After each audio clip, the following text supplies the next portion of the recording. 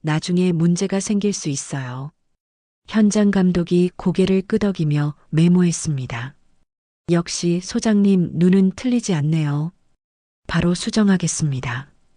도원은 흡족한 표정으로 주변을 둘러봤어요. 이렇게 하나하나 땀 흘려 만들어가는 게 건설이었습니다. 어떤 사람들은 현장 일을 천하게 본다는 걸 도원은 알고 있었어요. 하지만 도원의 생각은 달랐습니다. 이 땅 위의 모든 건물은 누군가의 땀으로 만들어지는 거예요. 그 땀을 흘리는 사람들이야말로 이 나라를 떠받치는 기둥이라고 도원은 믿었습니다. 오후 4시가 되자 도원은 시계를 확인했어요. 상견례 시간까지 2시간 남았습니다.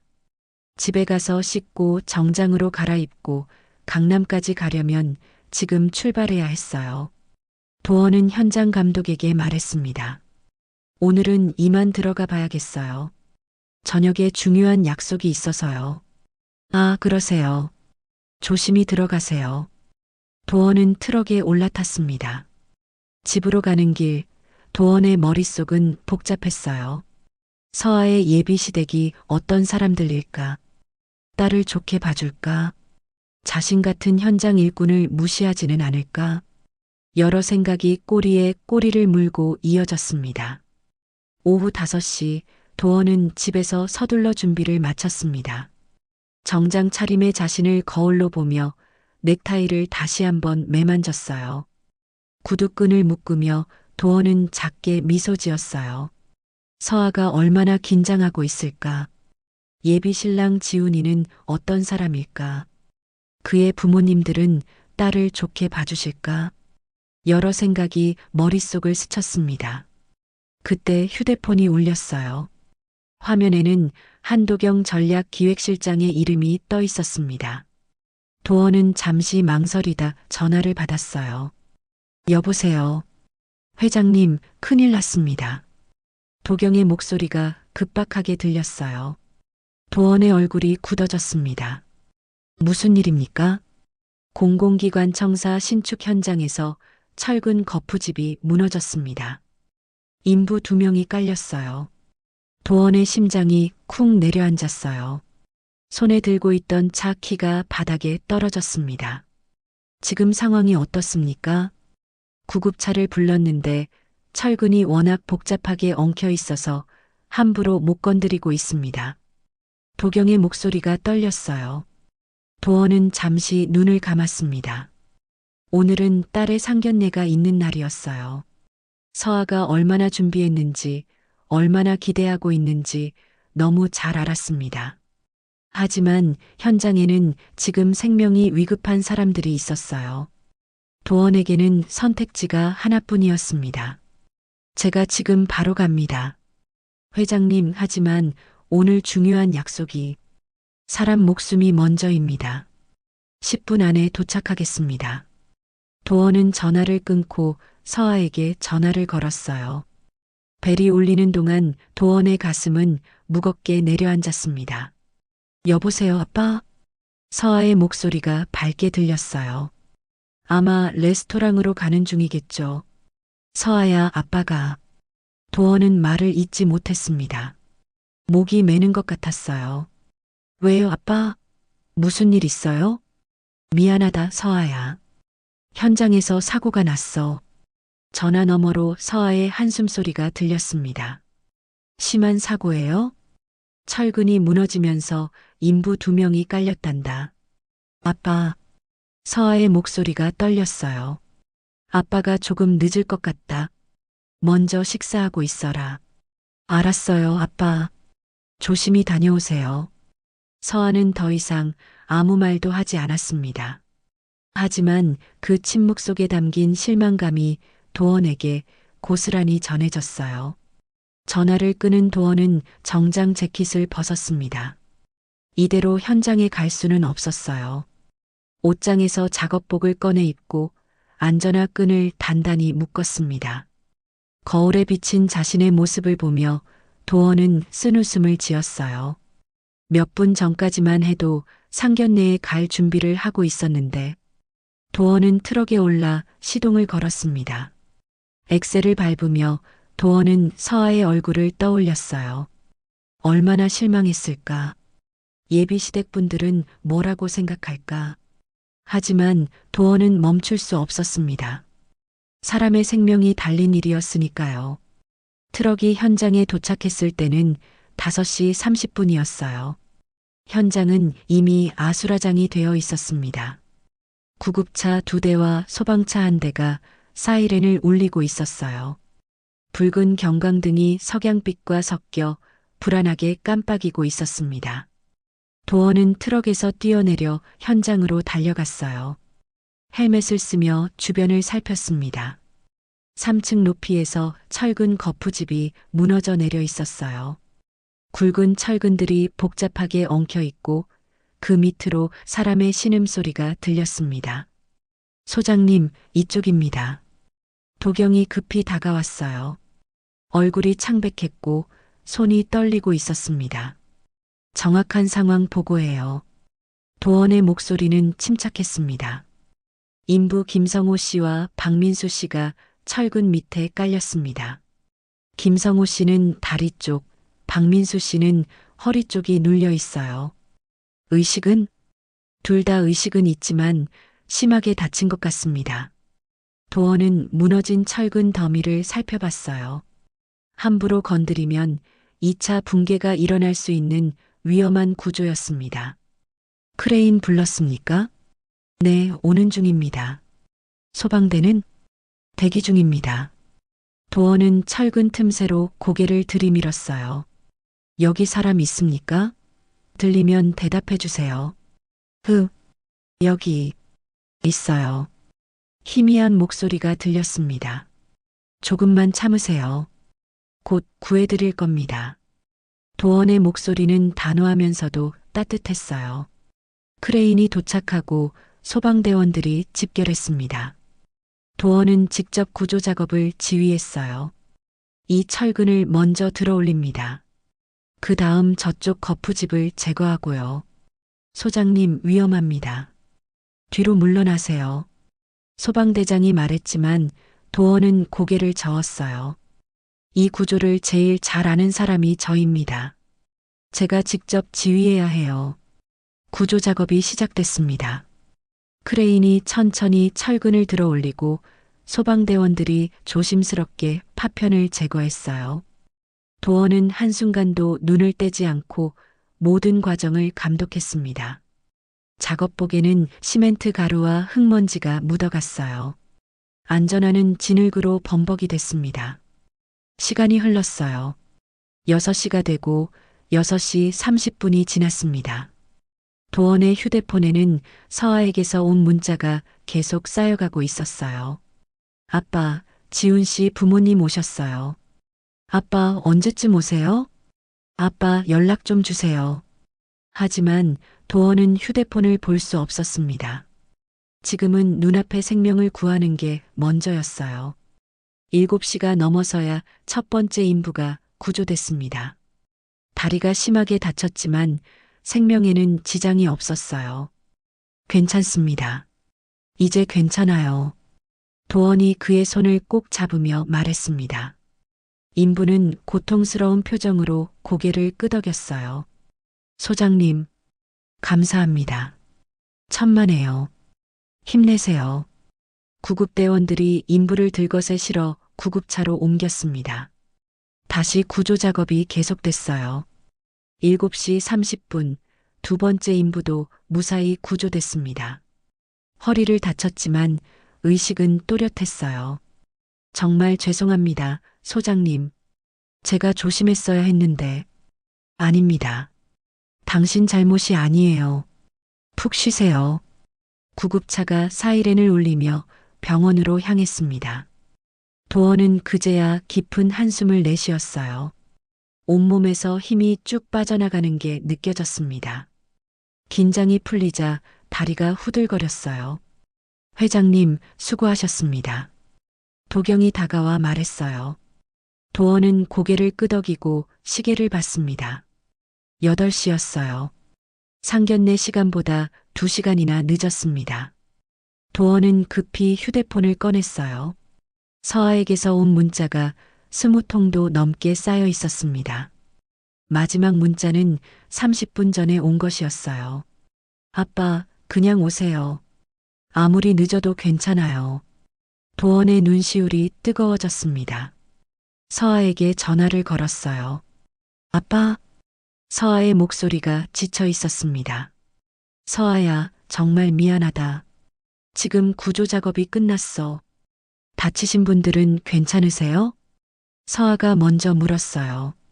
도원의 가슴이 뭉클했습니다. 응, 다행히 생명에는 지장 없어. 아빠가 지금 바로 갈게. 아빠, 지금 몇 시인지 아세요? 알아. 하지만 아빠가 꼭 가야 해. 서아가 잠시 침묵했습니다. 알았어요. 그럼 오세요. 저 기다리고 있을게요. 전화를 끊은 도원은 자신의 모습을 내려다봤어요. 작업복은 흙과 시멘트 가루로 범벅이 되어 있었습니다. 안전화에는 진흙이 잔뜩 묻어 있었어요. 이대로 상견례 자리에 갈 수는 없었습니다. 회장님, 제가 차로 모셔드릴 테니 댁에 들러서 갈아입고 가시죠. 도경이 말했어요. 도원은 고개를 저었습니다. 시간이 없어요. 이대로 가야겠습니다. 하지만 괜찮아요. 도원은 트럭에 올라탔어요. 백미러로 자신의 얼굴을 봤습니다. 흙먼지가 얼굴에 묻어 있었고 머리는 헝클어져 있었어요. 물티슈로 얼굴을 닦았지만 소용없었습니다. 도원은 시동을 걸었어요. 트럭이 현장을 빠져나와 강남으로 향했습니다. 운전하는 내내 도원의 마음은 무거웠어요. 예비 사돈들이 이 모습을 보면 뭐라고 할까? 서아가 창피해하지는 않을까? 하지만 도원은 후회하지 않았습니다. 사람의 목숨이 달린 일이었으니까요. 만약 다시 같은 상황이 온다 해도 도원은 똑같이 할 거였어요. 강남 거리는 밤의 불빛으로 화려하게 빛나고 있었습니다. 고급 레스토랑과 부티크들이 즐비한 거리였어요. 도원의 낡은 트럭은 그 화려한 거리에서 유독 초라해 보였습니다.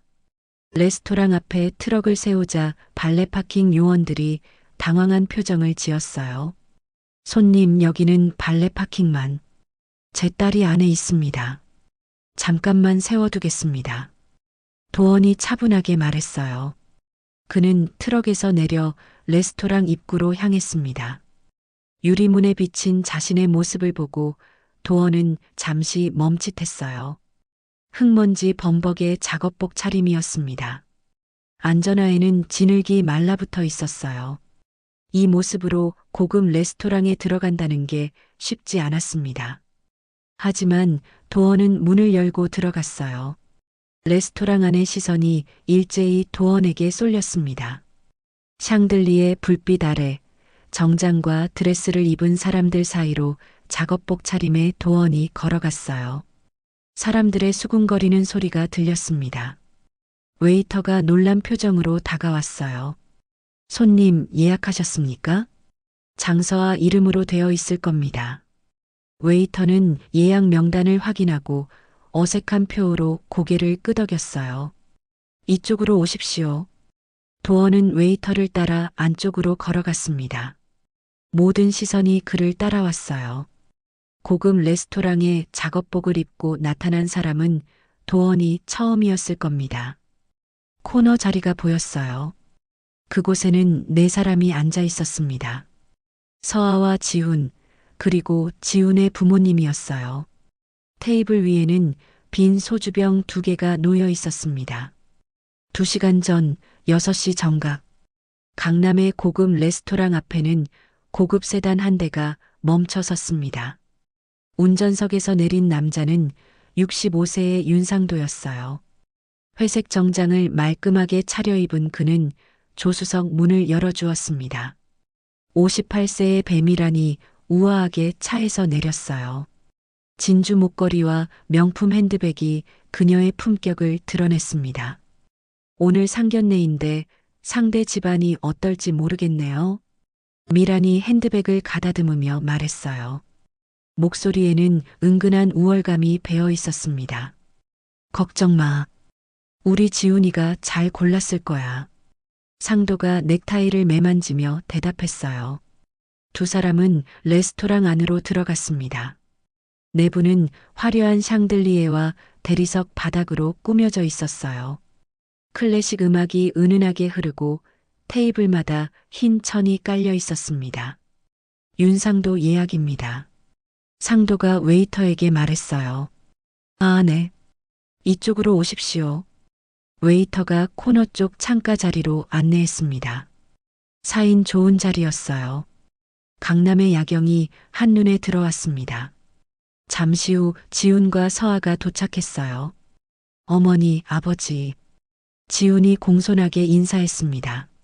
안녕하세요, 어머님, 아버님. 서아가 긴장한 표정으로 고개 숙여 인사했어요. 그녀는 단정한 원피스를 입고 있었습니다. 화장은 연하게 했지만 아름다운 얼굴이 돋보였어요. 미라는 서아를 위아래로 훑어봤습니다. 아이고, 예쁘네요. 앉아요.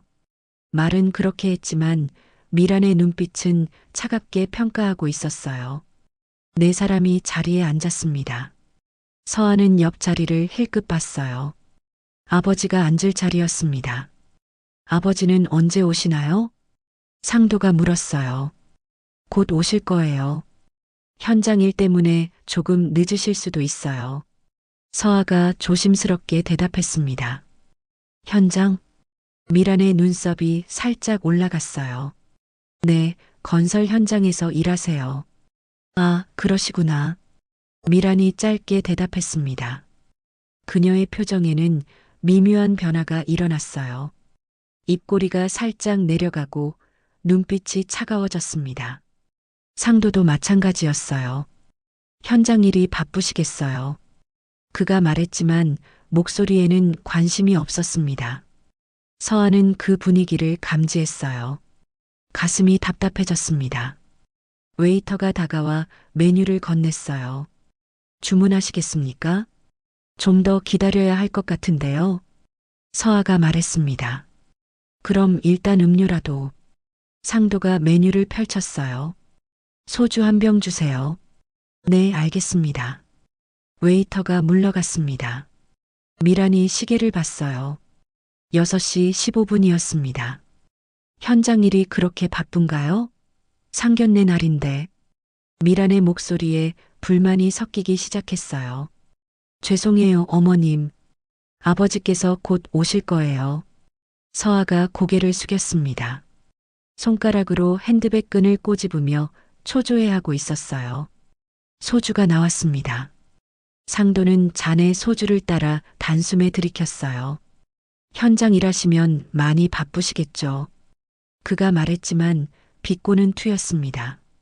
시간이 흘렀어요. 6시 30분이 됐습니다.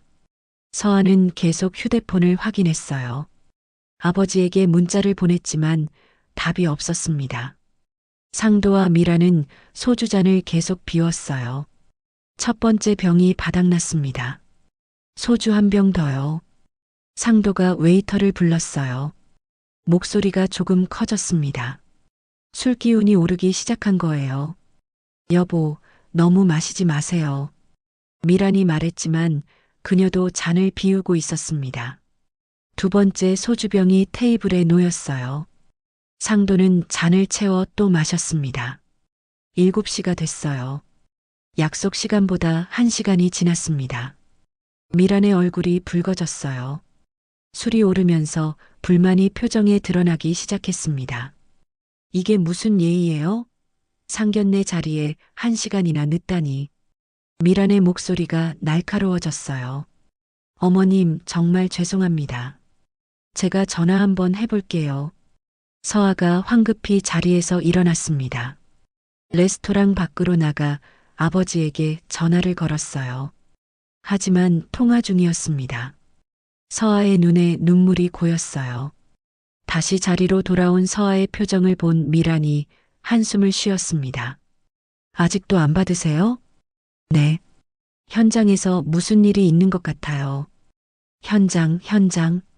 상견례보다 현장이 더 중요한가 보죠? 상도가 비아냥거렸어요. 그의 얼굴도 술 기운으로 붉어져 있었습니다. 지훈이 끼어들었어요. 아버지, 조금만 더 기다려보죠. 기다리긴 뭘 기다려. 벌써 1시간이나 늦었잖아. 상도가 소주잔을 탁 내려놓았습니다. 주변 테이블의 사람들이 힐끗 쳐다봤어요. 서아는 고개를 더 숙였습니다. 얼굴이 화끈거렸어요. 창피함과 걱정이 뒤섞여 가슴을 짓눌렀습니다. 저희 집안은 시간 약속을 아주 중요하게 생각합니다. 미란이 냉랭하게 말했어요. 죄송합니다, 어머님. 서아가 다시 고개를 숙였습니다. 목소리가 떨렸어요. 눈물이 떨어질 것 같았지만 간신히 참았습니다. 7시 30분이 됐어요. 두 번째 소주병도 거의 바닥이 났습니다. 상도와 미란의 얼굴은 완전히 붉어져 있었어요. 취기가 올라오면서 말투도 거칠어졌습니다. 우리가 무시당하는 거 아니에요?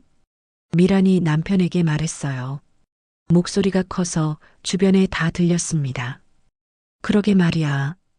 이게 무슨 상견례야. 상도도 목소리를 높였어요. 서아는 더 이상 견딜 수가 없었습니다. 정말 죄송합니다. 제가 다시 전화는 무슨 전화? 벌써 몇 번을 한 거예요? 미란이 서아의 말을 끊었어요.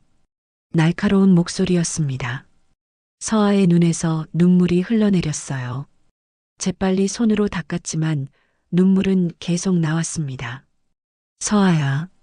지훈이 조심스럽게 그녀의 손을 잡았어요.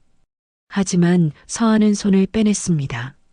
자리에서 일어나 화장실로 향했어요. 화장실 거울 앞에 선 서아는 눈물을 닦았습니다. 아이라이너가 번져 있었어요. 손으로 물을 떠서 얼굴을 씻었습니다. 아빠, 제발 오세요. 제발. 서아는 마음속으로 간절히 빌었어요. 다시 자리로 돌아왔을 때 분위기는 더 차갑게 식어 있었습니다. 상도와 미라는 서로 수군거리고 있었어요. 현장 일꾼이면 품위가 없는 거 아니에요? 그러게. 우리 지훈이가 이런 집안이랑. 속삭이는 소리였지만 서아의 귀에는 또렷하게 들렸습니다. 서아는 주먹을 꽉 쥐었어요. 손톱이 손바닥에 박혔습니다. 8시가 됐어요. 약속 시간보다 2시간이나 지났습니다. 상도가 테이블을 손바닥으로 탁 쳤어요. 이게 뭐 하는 짓이야, 정말. 목소리가 커서 주변 테이블 사람들이 모두 돌아봤습니다. 상도의 얼굴은 술 기운으로 새빨개져 있었어요. 여보, 목소리 좀 낮추세요. 미란이 남편을 제지했지만 그녀도 화가 잔뜩 나 있었습니다. 낮추긴 뭘 낮춰. 2시간이나 기다렸는데. 상도가 소주잔을 들어 단숨에 비웠어요. 잔을 테이블에 내려놓는 소리가 크게 울렸습니다. 정말 죄송합니다, 아버님. 서아가 고개를 숙였어요. 목소리가 떨렸습니다. 죄송하긴. 상견례가 뭔지 알기나 해요? 미란이 날카롭게 말했어요. 그녀의 눈빛은 차갑게 식어 있었습니다. 어머님, 아버지가 현장에서 사고가 나서. 사고? 그럼 연락이라도 제대로 했어야죠. 미란이 서아의 말을 끊었어요. 서아는 더 이상 변명할 수 없었습니다. 고개를 숙인 채 눈물만 흘렸어요. 우리 일어나요. 이런 물에는 참을 수 없어. 상도가 자리에서 일어나려 했습니다. 아버지, 조금만 더 기다려보죠. 지훈이 아버지의 팔을 잡았어요. 뭘 더 기다려. 벌써 2시간이야. 상도가 지훈의 손을 뿌리쳤습니다. 그래도, 지훈아, 너도 이게 말이 되니? 상견례 날 2시간이나 늦는 게. 미란이 아들을 쳐다봤어요. 실망한 표정이었습니다. 지훈은 입을 다물었어요. 상도는 다시 자리에 앉았습니다. 하지만 표정은 더욱 굳어 있었어요. 딱 10분만 더 기다려보자. 10분 안에 안 오면 우리 간다. 알았어요, 여보. 미란도 다시 앉았습니다. 그녀는 핸드백을 무릎 위에 올려놓고 시계를 봤어요. 8시 5분이었습니다. 서한은 휴대폰을 꺼내 아버지에게 다시 문자를 보냈어요. 아빠, 제발 빨리 오세요. 상대 부모님이 정말 화나셨어요. 전송 버튼을 누르는 손이 떨렸습니다. 침묵이 테이블을 지배했어요. 무거운 침묵이었습니다. 상도는 팔짱을 끼고 창밖을 바라봤어요. 턱을 치켜 세우고 코웃음을 치는 표정이었습니다. 미라는 소주잔을 들어 또 한 잔을 비웠어요. 얼굴이 점점 더 붉어졌습니다. 지우는 서아를 힐끗 쳐다봤다가 고개를 돌렸어요.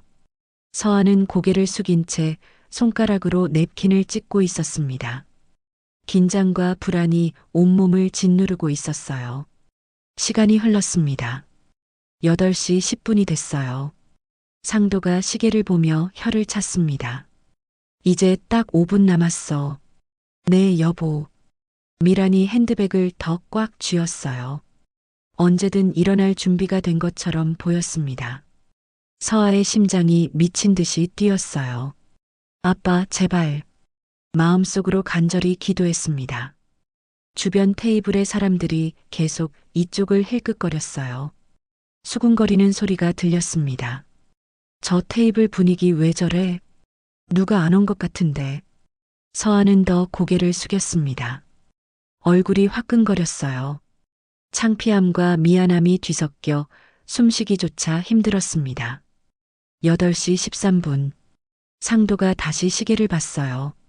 이제 2분 남았어. 그의 목소리는 차갑게 식어 있었습니다. 미라는 아무 말 없이 고개를 끄덕였어요. 입술을 꽉 다문 채 불쾌한 표정을 짓고 있었습니다. 그때였어요. 레스토랑 입구 쪽에서 웅성거리는 소리가 들렸습니다. 사람들의 시선이 일제히 입구로 향했어요. 서아도 고개를 들어 입구를 바라봤습니다. 유리문이 열리고 한 남자가 들어섰어요. 흙먼지 범벅의 작업복을 입은 남자였습니다. 안전화에는 진흙이 잔뜩 묻어 있었어요. 샹들리에 불빛 아래 그 남자의 모습이 또렷하게 드러났습니다. 레스토랑 안이 순간 정적에 휩싸였어요. 모든 사람들이 그 남자를 쳐다봤습니다. 상도와 미란도 입구를 바라봤어요. 두 사람의 눈이 커졌습니다. 저게 뭐야? 상도가 중얼거렸어요. 미라는 입을 벌린 채 말을 잇지 못했습니다. 서아는 그 남자를 보고 눈물이 핑 돌았어요. 아빠. 작게 속삭이는 서아의 목소리가 떨렸습니다. 도원이었습니다. 흙먼지와 시멘트 가루로 범벅이 된 작업복 차림의 도원이 레스토랑 안으로 걸어 들어오고 있었어요. 테이블 위에 놓인 빈 소주병 2개, 화가 잔뜩 난 상도와 미란, 그리고 눈물 흘리는 서아. 도원은 천천히 그들을 향해 걸어갔습니다. 레스토랑 안의 모든 시선이 도원에게 쏠렸습니다. 고급스러운 샹들리에 불빛 아래 흙먼지 범벅의 작업복은 너무도 어울리지 않았어요. 도원은 웨이터의 안내를 받으며 천천히 테이블로 걸어갔습니다. 안전화에서 마른 진흙이 바닥에 떨어졌어요. 대리석 바닥에 흙가루가 흩어졌습니다. 주변 테이블의 손님들이 수군거리기 시작했어요. 저 사람 작업복 입고 여기 왜 온 거야? 여기가 어디라고. 보기 민망하네, 정말. 속삭이는 소리들이 도원의 귀에 들렸습니다. 하지만 도원은 신경 쓰지 않았어요. 그의 눈에는 오직 딸만 보였습니다. 테이블에 도착한 도원은 상도와 미란을 마주봤어요. 두 사람의 얼굴은 술 기운으로 붉어져 있었습니다. 상도의 눈빛은 차갑게 식어 있었고 미라는 입을 벌린 채 도원을 위아래로 훑어봤어요. 죄송합니다. 늦어서 정말 죄송합니다. 도원이 깊게 고개를 숙였습니다. 허리를 구부리는 그의 작업복에서 시멘트 가루가 떨어졌어요. 상도는 코웃음을 쳤습니다. 이게 상견례 복장입니까? 목소리는 낮았지만 조롱이 가득했어요. 도원은 고개를 들었습니다. 현장에서 사고가 나서 급히 왔습니다. 옷을 갈아입을 시간이 없었다고요? 미란이 도원의 말을 끊었어요. 그녀의 목소리는 날카로웠습니다. 2시간이나 늦으면서 옷 갈아입을 시간은 없었어요? 도원은 입을 다물었습니다. 변명의 여지가 없었어요. 앉으시죠. 상도가 냉랭하게 말했습니다. 도원은 서아 옆 빈 의자에 앉았어요. 작업복에 묻은 흙이 의자에 묻었습니다. 서아는 아버지를 보며 눈물을 흘렸어요. 아빠, 미안하다, 서아야. 도원이 작게 속삭였습니다. 서아는 고개를 저었어요. 말로 표현할 수 없는 복잡한 감정이 얼굴에 드러났습니다. 테이블 위에는 빈 소주병 2개가 놓여 있었어요. 도원은 그 병들을 보고 상황을 짐작했습니다. 얼마나 오래 기다렸는지, 얼마나 화가 났는지. 사고가 났다고 하셨죠? 상도가 물었어요. 팔짱을 끼고 등받이에 기댄 자세였습니다. 네, 철근 거푸집이 무너져서 인부 2명이 크게 다쳤습니다. 그래서요? 상도의 눈썹이 올라갔어요. 죄송합니다.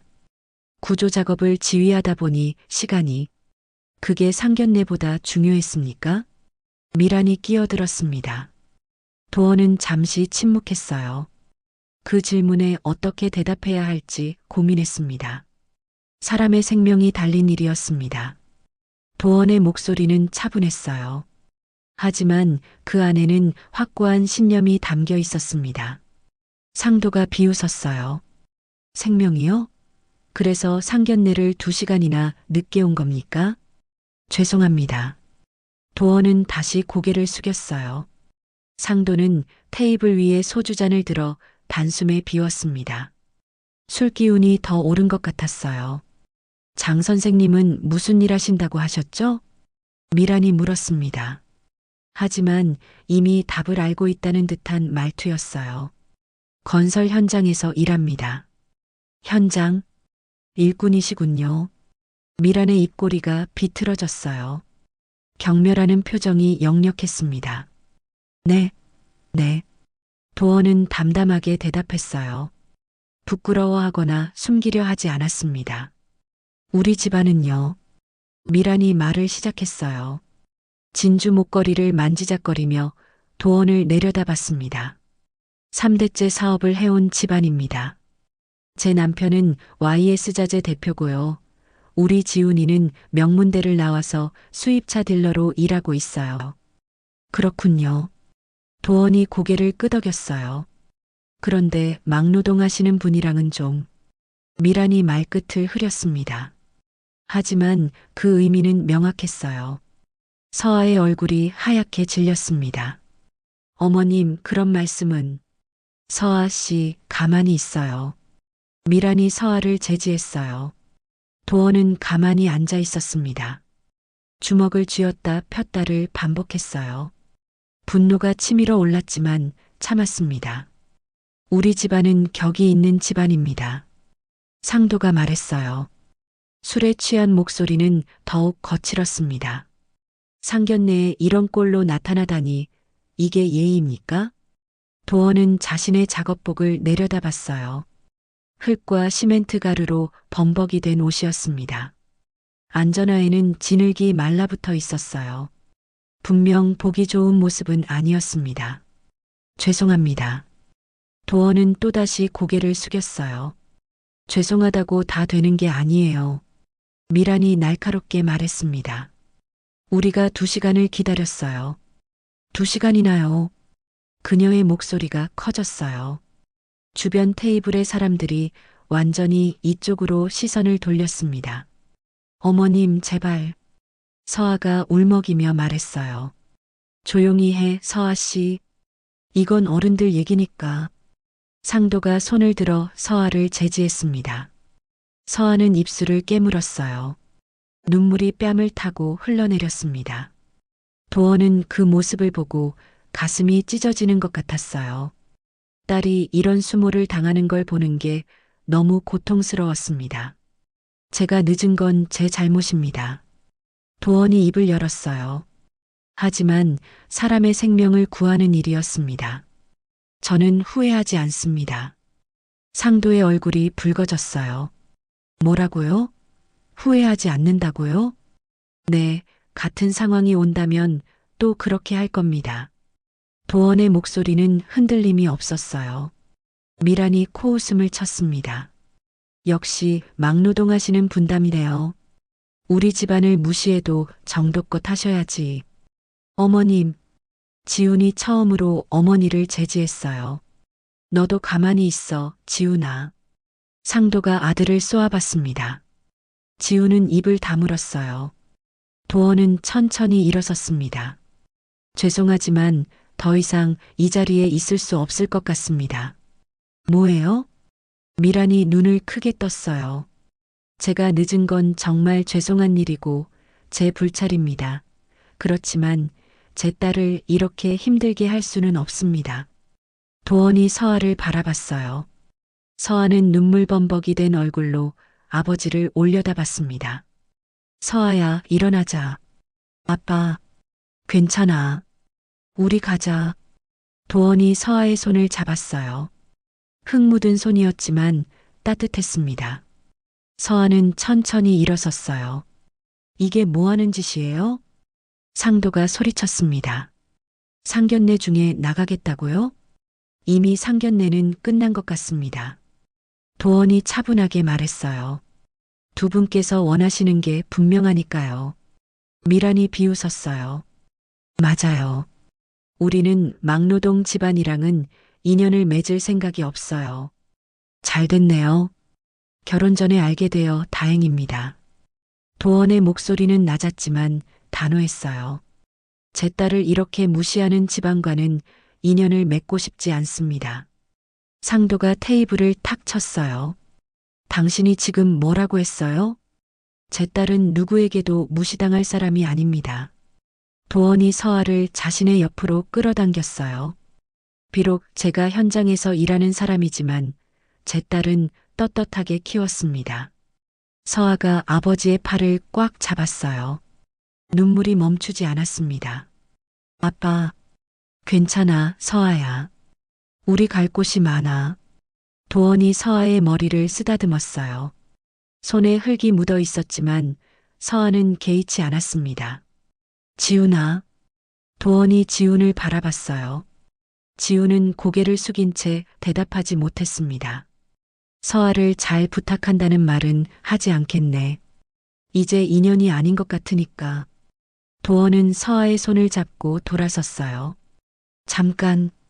상도가 소리쳤지만 도원은 멈추지 않았습니다. 테이블을 지나 레스토랑 출구로 향했어요. 모든 사람들의 시선이 두 사람을 따라왔습니다. 하지만 도원은 당당하게 걸었어요. 흙 묻은 작업복 차림이었지만 그의 걸음걸이는 누구보다 떳떳했습니다. 서아는 아버지의 손을 꽉 잡고 따라갔어요. 눈물이 계속 흘렀지만 이상하게도 마음은 편안했습니다. 레스토랑 문을 나서는 순간 서아가 뒤돌아봤어요. 테이블에는 상도와 미란이 굳은 표정으로 앉아 있었습니다. 지우는 고개를 숙인 채 움직이지 않았어요. 서아는 고개를 돌려 앞을 바라봤습니다. 아버지의 넓은 등이 보였어요. 흙먼지로 얼룩진 작업복이었지만 그 어떤 정장보다 멋있어 보였습니다. 밤바람이 두 사람의 얼굴을 스쳤어요. 도원은 트럭으로 향했습니다. 아빠, 괜찮으세요? 서아가 물었어요. 응, 괜찮아. 도원이 미소 지으며 대답했어요. 아빠는 항상 괜찮단다. 트럭 문을 열어주는 도원의 손이 떨리고 있었습니다. 하지만 그는 내색하지 않았어요. 서아는 조수석에 올라탔습니다. 도원도 운전석에 앉았어요. 시동을 걸기 전 도원은 서아를 바라봤습니다. 서아야, 미안하다. 아빠, 사과하지 마세요. 서아가 고개를 저었어요. 오늘 아빠가 정말 멋있었어요. 도원의 눈시울이 붉어졌습니다. 그래, 고맙다. 트럭에 시동을 걸었어요. 낡은 엔진 소리가 밤거리에 울려 퍼졌습니다. 레스토랑의 화려한 불빛이 백미러에 비쳤어요. 하지만 도원은 뒤를 돌아보지 않았습니다. 앞만 보고 트럭을 몰았어요. 옆자리에 서하는 창밖을 바라보며 눈물을 닦았습니다. 오늘 밤 무언가가 끝났어요. 하지만 동시에 무언가가 시작되는 것 같았습니다. 도원의 손은 핸들을 꽉 쥐고 있었어요. 흙 묻은 손이었지만 그 손에는 딸을 지키겠다는 다짐이 담겨 있었습니다. 사흘이 지났습니다. 서하는 회사에서 일하며 지훈의 연락을 기다렸어요. 상견례 이후로 지훈에게서 어떤 연락도 오지 않았습니다. 문자도 전화도 없었어요. 서하는 휴대폰을 수시로 확인했습니다. 하지만 화면에는 아무것도 뜨지 않았어요. 가슴이 답답했습니다. 그날 밤 이후 무언가 잘못되어 가고 있다는 걸 느낄 수 있었어요. 점심시간 서하는 구내식당에서 혼자 식사를 하고 있었습니다. 다른 동료들은 삼삼오오 모여 웃으며 떠들고 있었어요.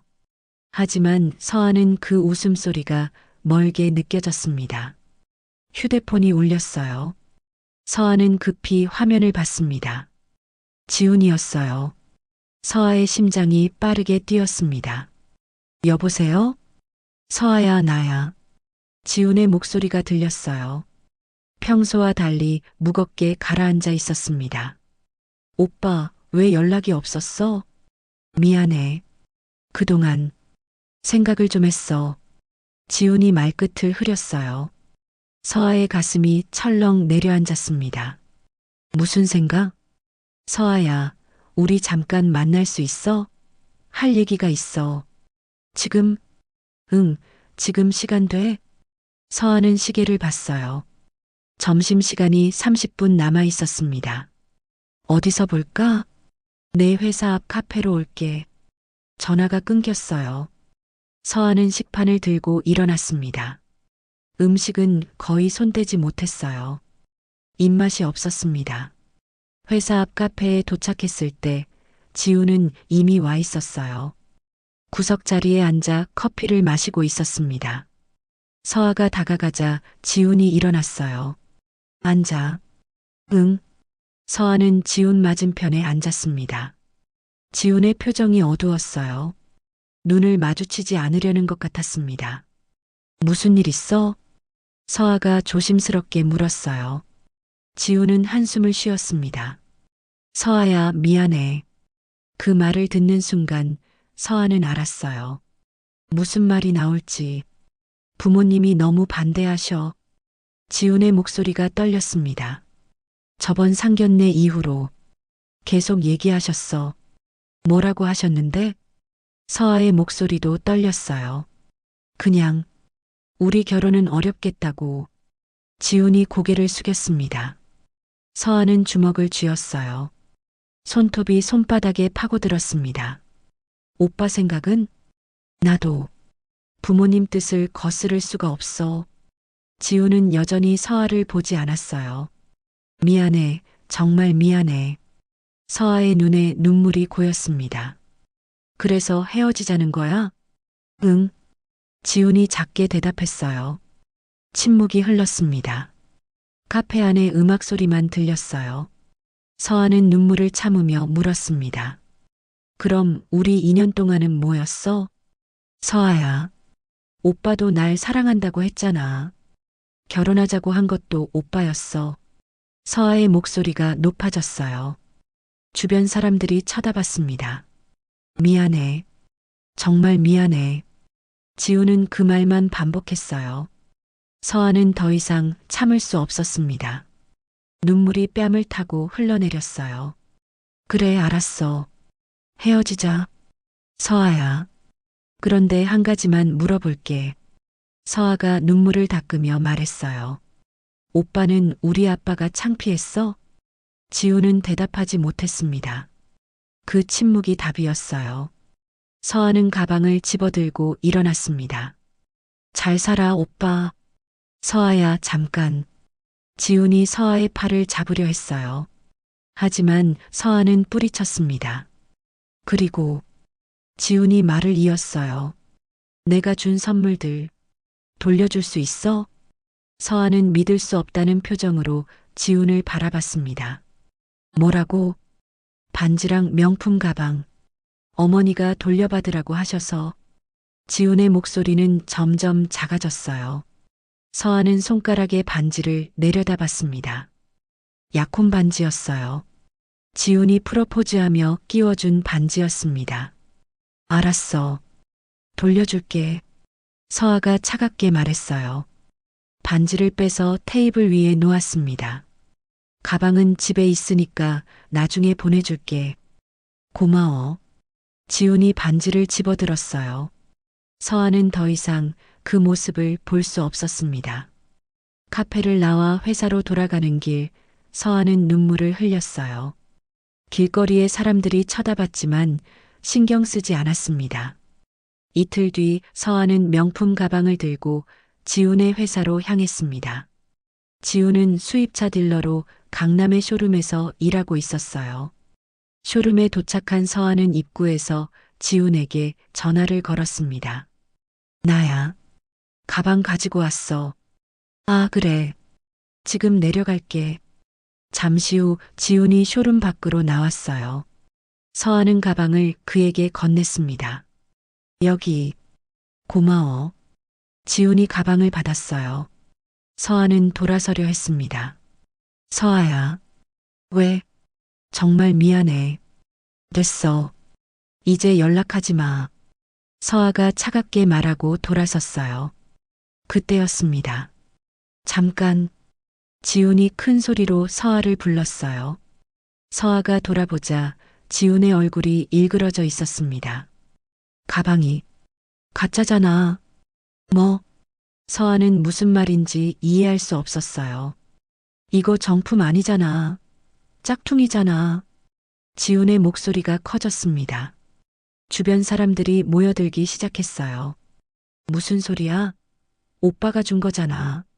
내가 준 건 정품이었어. 내가 바꿔친 거지. 뭐라고?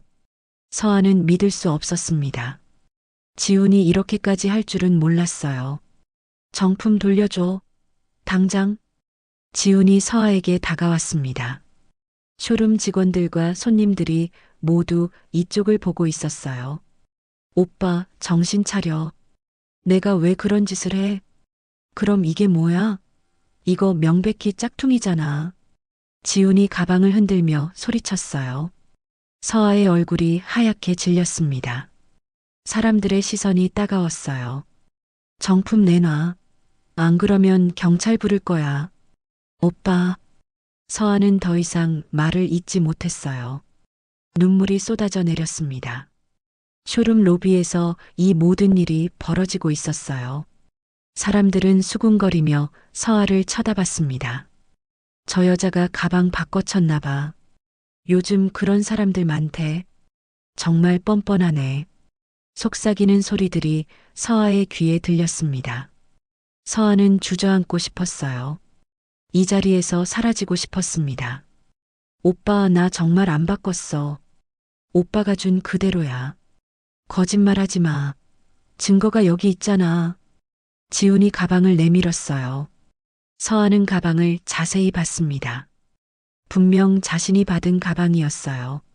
하지만 지훈은 짝퉁이라고 우겼습니다. 경비 아저씨, 경찰 불러주세요. 지훈이 경비원에게 소리쳤어요. 오빠, 제발. 서아가 애원했습니다. 이러지 마, 제발. 하지만 지훈은 듣지 않았어요. 그의 눈에는 서아에 대한 애정이 전혀 남아있지 않았습니다. 서아는 더 이상 견딜 수 없었어요. 사람들의 시선, 지훈의 모욕, 모든 게 너무 고통스러웠습니다. 알았어. 내가 잘못했어. 미안해. 서아가 고개를 숙이며 말했어요. 거짓 자백이었습니다. 빨리 이 상황에서 벗어나고 싶었어요. 진작 그럴 것이지. 지훈이 코웃음을 쳤습니다. 서아는 비틀거리며 쇼룸을 나왔어요. 밖으로 나오자 다리에 힘이 풀렸습니다. 건물 벽에 기대어 주저앉았어요. 사람들이 지나가며 쳐다봤지만 서아는 신경 쓸 수 없었습니다. 눈물이 멈추지 않았어요. 가슴이 찢어지는 것 같았습니다. 2년 동안 사랑한다고 믿었던 사람에게 이런 모욕을 당한다는 게 믿기지 않았어요. 서아는 휴대폰을 꺼내 아버지에게 전화를 걸었습니다. 여보세요, 서아야? 아버지의 따뜻한 목소리가 들렸어요. 아빠. 서아는 그 말밖에 할 수 없었습니다. 울음이 터져 나왔어요. 서아야, 무슨 일이야? 어디야? 아빠, 나 지금 위치 보내. 아빠가 바로 갈게. 전화를 끄는 서아는 바닥에 주저앉아 울었습니다. 지나가는 사람들의 발걸음 소리가 들렸어요. 하지만 아무도 서아를 돕지 않았습니다. 서아는 혼자였어요. 이 차가운 도시 한복판에서 서아는 철저히 혼자였습니다. 30분 후 낡은 트럭 한 대가 건물 앞에 멈춰 섰어요. 도원이 급히 차에서 내려 서아에게 달려왔습니다. 서아야. 서아는 아버지를 보고 와락 안겼어요. 아빠, 괜찮아, 다 괜찮아. 도원이 딸의 등을 토닥였습니다.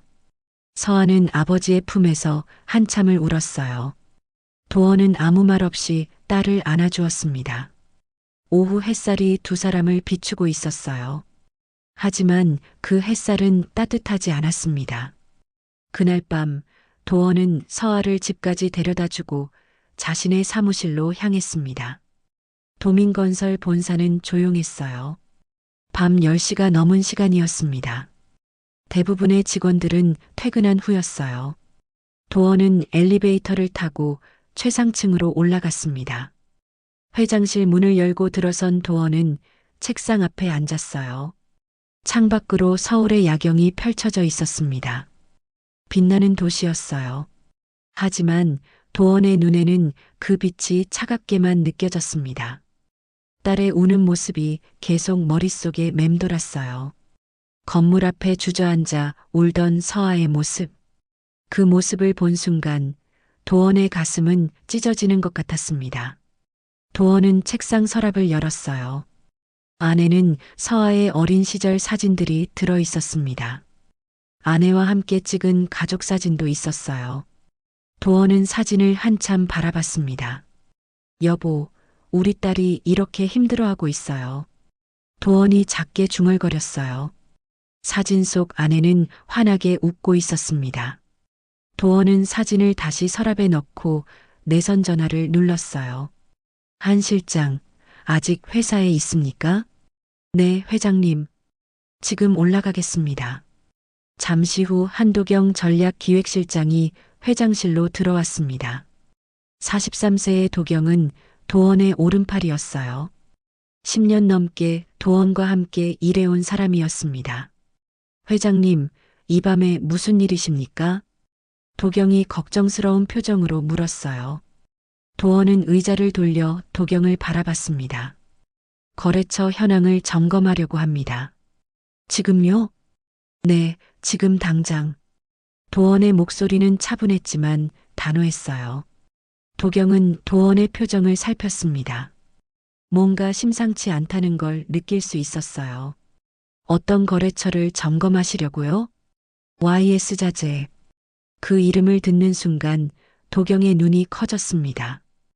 윤상도 대표의 회사 말씀이십니까? 네. 도원이 고개를 끄덕였어요. YS자재와 우리의 거래 현황을 모두 조사하십시오. 매출 의존도, 계약 현황, 납품 품질, 모든 것을요. 도경은 잠시 침묵했습니다. 도원의 의도를 이해하고 있었어요. 회장님, 혹시 서아 양일 때문에. 한 실장. 도원이 도경의 말을 끊었습니다. 이건 개인적인 감정이 아닙니다. 거래처 품질 재평가는 정기적으로 해야 하는 일이죠. 도경은 도원의 눈을 똑바로 봤어요. 그 눈빛에는 확고한 결심이 담겨 있었습니다. 알겠습니다. 내일 아침까지 보고서를 올리겠습니다. 수고하십시오. 도경이 나간 후 도원은 다시 창밖을 바라봤습니다. 서울의 불빛들이 반짝이고 있었어요. 저 불빛 어딘가에 서아가 있을 거였습니다. 도원은 주먹을 쥐었어요. 절대 그냥 두지 않겠습니다. 도원이 낮게 중얼거렸습니다. 다음 날 아침 도경은 두꺼운 보고서를 들고 회장실로 들어왔어요. 회장님, 조사 결과입니다. 도경이 보고서를 책상 위에 놓았습니다.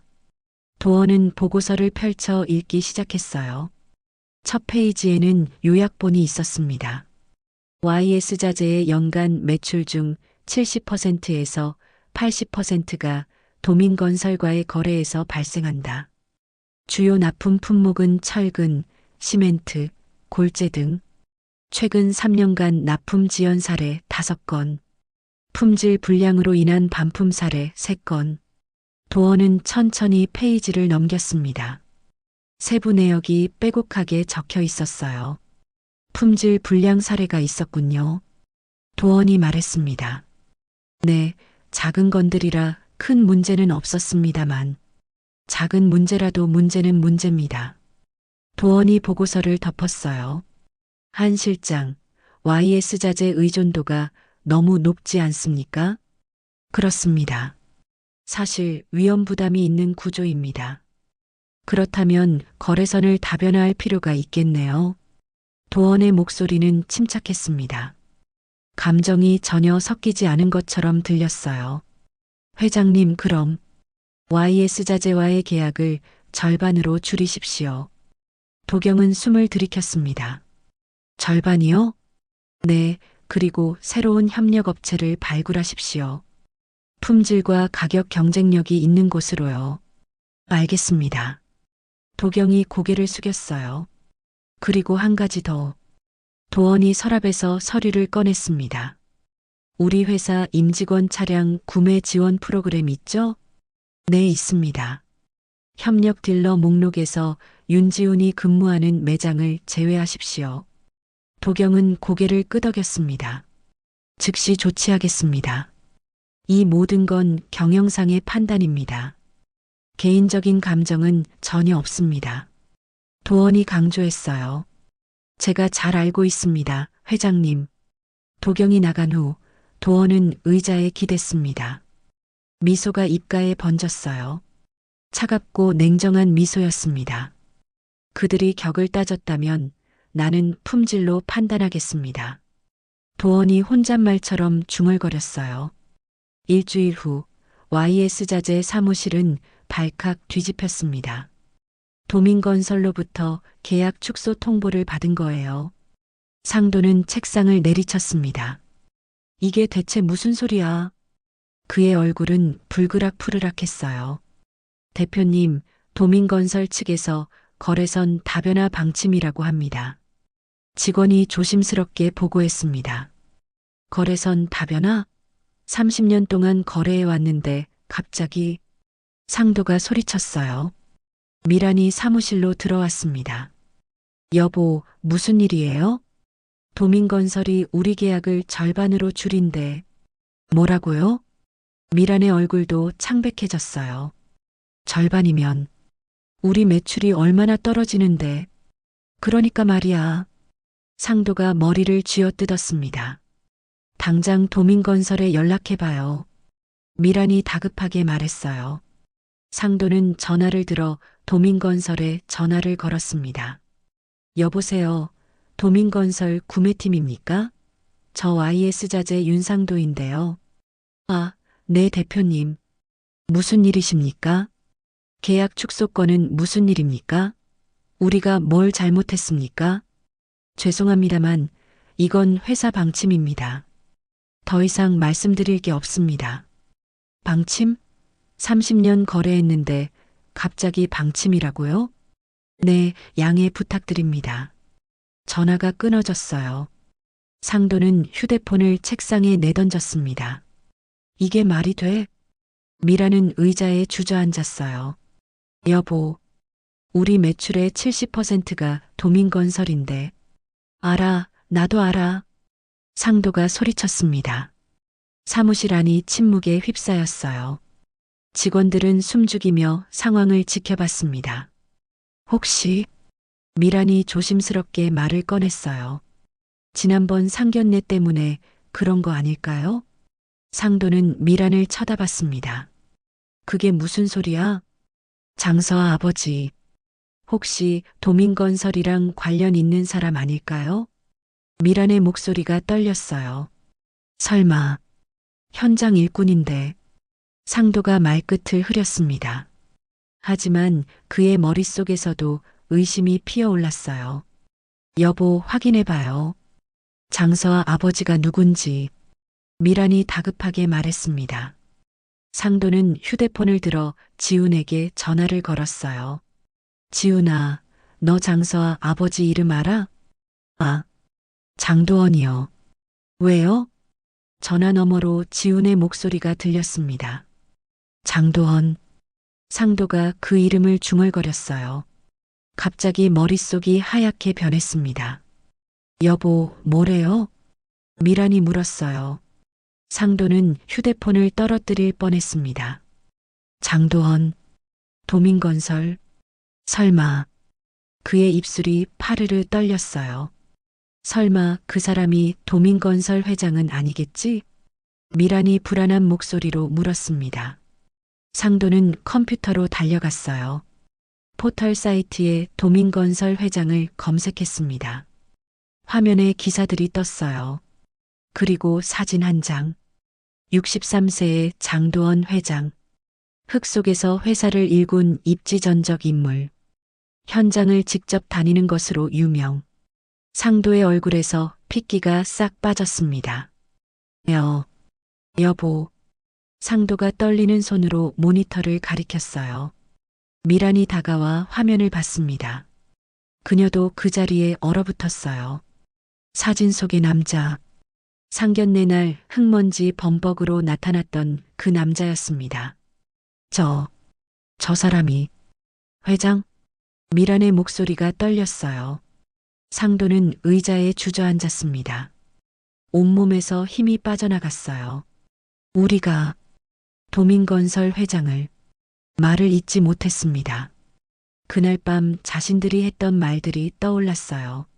막노동하는 사람, 격이 없는 집안, 무례하다는 말들. 모든 게 부메랑이 되어 돌아온 거였습니다. 한 달이 흘렀습니다. 도민건설의 조용한 결정들이 하나둘씩 실행에 옮겨졌어요. YS자재와의 계약은 정확히 절반으로 줄어들었습니다. 새로운 협력업체들이 그 자리를 채워갔어요. 도경은 회장실에 보고서를 들고 들어왔습니다. 회장님, 새로운 납품업체 선정이 완료됐습니다. 수고하셨습니다. 품질은 어떻습니까? 도원이 보고서를 펼치며 물었어요. YS자재보다 우수합니다. 가격도 5% 저렴하고요. 좋습니다. 진작 이렇게 했어야 했는데. 도원이 고개를 끄덕였어요. 그의 표정에는 감정이 전혀 드러나지 않았습니다. 철저히 업무적인 판단처럼 보였어요. 그리고 임직원 차량 구매 프로그램 협력 딜러 조정도 완료했습니다. 수입차 쪽은 어떻게 됐습니까? 강남의 다른 딜러 2곳과 새로 계약했습니다. 조건도 더 좋습니다. 도경이 보고했어요. 잘하셨습니다. 도원은 창밖을 바라봤습니다. 서울의 빌딩들이 햇살을 받아 반짝이고 있었어요. 한 실장. 네, 회장님. 이 모든 게 정당한 경영 판단이죠? 물론입니다. 회사에 더 이익이 되는 방향입니다. 도경이 단호하게 대답했어요. 도원은 미소를 지었습니다. 차갑고 냉정한 미소였어요. 좋습니다. 계속 진행하십시오. 같은 시각 지훈의 쇼룸은 한산했습니다. 평일 오전인데도 손님이 거의 없었어요. 지훈은 책상에 앉아 컴퓨터 화면을 멍하니 바라봤습니다. 이번 달 실적이 형편없었어요. 지난달에 비해 30%나 떨어졌습니다. 윤 과장님, 매니저가 다가왔어요. 네, 본사에서 실적 관련해서 면담 요청이 들어왔어요. 또요? 지훈의 얼굴이 굳어졌습니다. 네, 이번 주 금요일까지 본사로 오시래요. 매니저가 조심스럽게 말했어요. 지훈은 한숨을 쉬었습니다. 알겠습니다. 매니저가 돌아간 후 지훈은 고개를 떨어뜨렸어요. 지난 한 달간 상황이 급격히 나빠졌습니다. 가장 큰 타격은 도민건설 임직원들의 단체 구매가 끊긴 거였어요. 분기마다 10여 대씩 구매가 들어오던 게 갑자기 사라졌습니다. 처음에는 우연인 줄 알았어요. 하지만 알고 보니 도민건설이 협력 딜러를 변경한 거였습니다. 지우는 상사에게 문의했지만 돌아온 답은 차갑고 간단했어요. 거래처 변경은 상대 회사 방침입니다. 어쩔 수 없어요. 지우는 자신의 휴대폰을 꺼냈습니다. 서아와의 대화창을 열었어요. 마지막 메시지는 한 달 전이었습니다. 서아가 보낸 잘 살아요라는 짧은 메시지. 지우는 그 메시지를 한참 바라봤습니다. 가슴이 답답했어요. 혹시 이 모든 게 서아와 관련이 있는 걸까? 하지만 그럴 리 없었습니다. 서아의 아버지는 현장 일꾼이었으니까요. 지우는 휴대폰을 내려놓았어요. 그날 저녁 YS자재 사무실은 어두운 분위기에 휩싸여 있었습니다. 상도는 회계 장부를 펼쳐놓고 머리를 싸매고 있었어요. 숫자들이 눈앞에서 어지럽게 춤췄습니다. 미란이 사무실로 들어왔어요.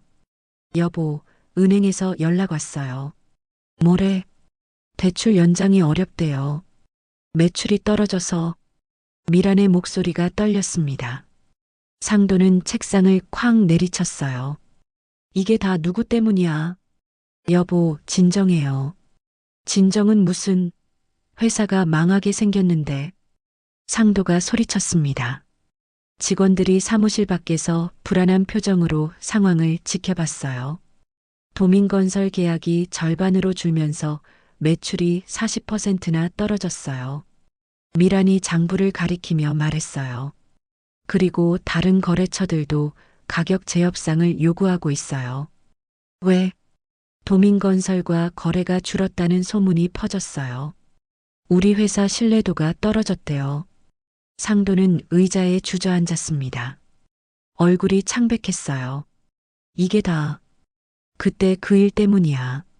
상도가 중얼거렸어요. 장도원 회장, 우리를 이렇게 만든 거야. 미란도 의자에 앉았습니다. 그녀의 눈에 눈물이 고였어요. 우리가 너무 심하게 했나? 뭐가 심해? 우리가 뭘 잘못했어? 상도가 소리쳤지만 목소리에는 확신이 없었습니다. 하지만 여보, 상대가 회장인 줄 알았으면 뭐 어쩔 건데? 우리가 비굴하게 굴었을 거야? 상도가 반박했어요. 하지만 그의 목소리는 떨리고 있었습니다. 사실 그랬을 거예요. 만약 도원이 회장이라는 걸 알았다면 상도와 미라는 비굴할 정도로 공손했을 겁니다. 지금 어떻게 해야 해요? 미란이 울먹이며 물었어요. 모르겠어. 정말 모르겠어. 상도는 고개를 떨어뜨렸습니다. 30년간 쌓아 올린 사업이 무너지고 있었어요. 그것도 단 한 달 만에. 2주일 후 지우는 본사로 호출됐습니다.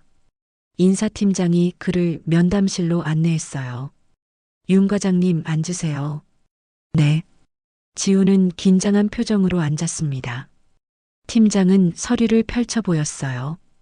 최근 3개월간 실적을 보면 지속적으로 하락하고 있습니다. 죄송합니다.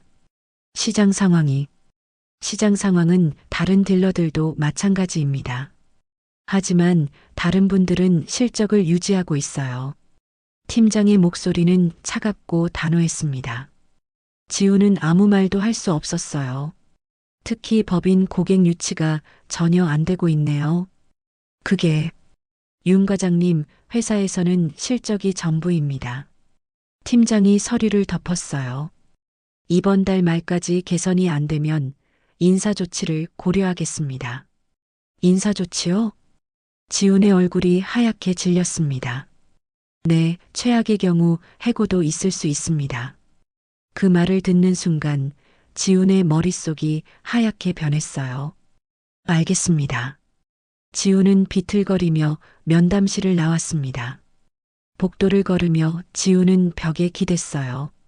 다리에 힘이 풀렸습니다. 해고. 그 단어가 머릿속에서 맴돌았어요. 지훈은 주머니에서 휴대폰을 꺼냈습니다. 서아와의 대화창을 다시 열었어요. 미안해, 서아야. 지훈이 작게 중얼거렸습니다.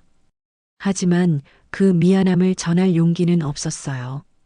그날 저녁 도원은 현장을 마치고 트럭으로 돌아왔습니다. 작업복에는 여전히 흙이 묻어 있었어요. 도경에게서 문자가 왔습니다. 회장님, YS자재 은행 대출이 거절됐다고 합니다. 도원은 문자를 읽고 휴대폰을 내려놓았어요. 표정에는 변화가 없었습니다. 트럭을 몰고 집으로 가는 길, 도원은 서아에게 전화를 걸었습니다. 여보세요, 아빠. 서아야, 저녁 먹었니? 네, 먹었어요. 서아의 목소리는 예전보다 밝아져 있었어요. 요즘 괜찮니? 네, 많이 괜찮아졌어요. 아빠 덕분에. 다행이다. 아빠는 항상 내 편이야. 알아요, 아빠. 사랑해요. 전화를 끄는 도원은 미소를 지었습니다. 이번에는 따뜻한 미소였어요. 딸이 웃을 수 있다면 그걸로 충분했습니다. 도원은 백미러로 자신의 얼굴을 봤어요. 흙먼지가 묻어있는 얼굴이었습니다. 품격은 옷이 아니라 행동이지. 도원이 작게 중얼거렸어요. 상견례 날 자신을 무시했던 사람들, 딸을 울게 만들었던 사람들, 그들은 지금 대가를 치르고 있었습니다. 하지만 도원은 직접 나서지 않았어요. 그저 정당한 경영 판단을 내렸을 뿐이었습니다. 거래처를 재평가하고 더 나은 조건의 업체를 선택했을 뿐, 협력 딜러 명단을 정리하고 조건 좋은 곳과 계약했을 뿐, 모든 게 회사를 위한 합리적인 결정이었어요. 개인적인 감정은 전혀 섞이지 않았습니다. 적어도 겉으로는 그랬어요. 도원은 시동을 끄고 트럭에서 내렸습니다. 아파트 단지의 가로등이 그의 길을 밝혀주고 있었어요. 도원은 집으로 걸어가며 생각했습니다. 진짜 품격이란 무엇일까? 비싼 옷을 입고 고급 레스토랑에서 식사하는 것일까? 아니면 사람을 대하는 태도일까? 약자를 무시하지 않고 다른 이의 고통에 공감하는 것. 그게 진짜 품격이 아닐까? 도원은 고개를 끄덕였습니다. 그렇게 믿고 싶었어요. 그리고 그렇게 살아왔으니까요.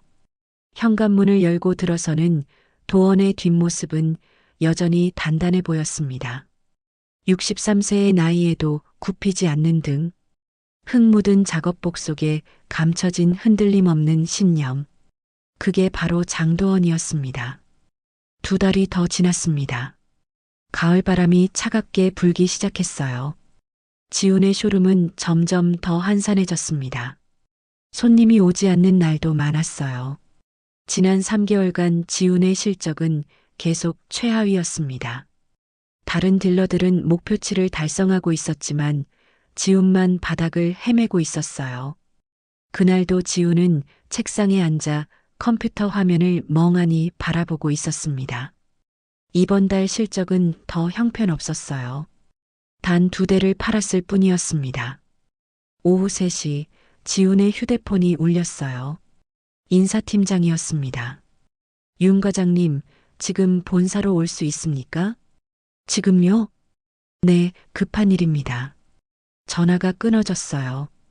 지훈의 가슴이 철렁 내려앉았습니다. 급한 일이라는 말이 불길하게 들렸어요. 본사로 향하는 차 안에서 지훈은 계속 손을 떨었습니다. 핸들을 잡은 손에서 땀이 났어요. 본사에 도착해 인사팀 사무실로 들어갔습니다. 팀장과 부장이 심각한 표정으로 앉아 있었어요. 앉으세요, 윤 과장님. 지우는 의자에 앉았습니다. 다리가 후들거렸어요. 윤 과장님, 최근 3개월간 실적을 검토했습니다. 팀장이 서류를 펼쳐 보였어요. 빨간색으로 표시된 숫자들이 눈에 들어왔습니다. 모두 최하위를 나타내는 숫자들이었어요. 월 평균 판매 대수가 2대입니다. 목표치의 20%에 불과합니다. 죄송합니다. 다음 달부터는 윤 과장님, 부장이 지훈의 말을 끊었어요. 회사에서는 더 이상 기회를 드릴 수 없을 것 같습니다. 그 말을 듣는 순간 지훈의 머릿속이 하얗게 변했습니다. 저게 무슨, 오늘부로 해고 통보를 드립니다. 부장이 차갑게 말했어요.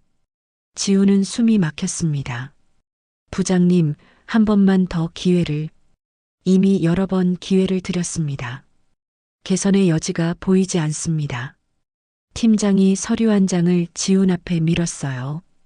해고 통보서였습니다.